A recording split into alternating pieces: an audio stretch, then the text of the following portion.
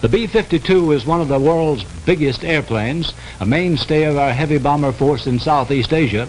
Today, one of those giant planes crashed into a residential area near Orlando, Florida, and blew up in flames. The result? All 7 crewmen killed, at least 8 civilians injured, 1 critically, and a number of houses badly damaged. Details from Jim Lewis of WFTV in Orlando. The plane did not score a direct hit on the civilian homes in this area is perhaps luck, perhaps a tribute to skillful flying on the part of a pilot.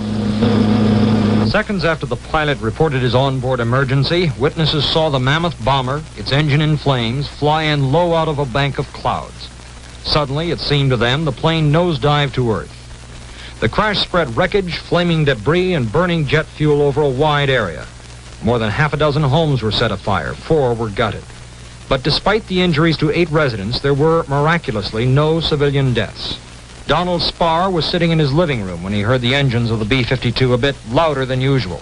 He remembers thinking, they're really coming in low this time. Then heard the crash and saw a sheet of flames envelop the front of his home.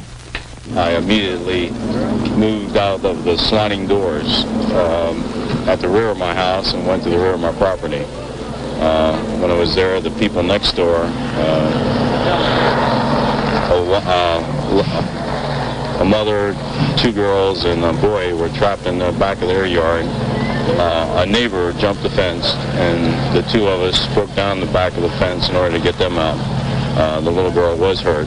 I think she was burned, and they were taken to the hospital.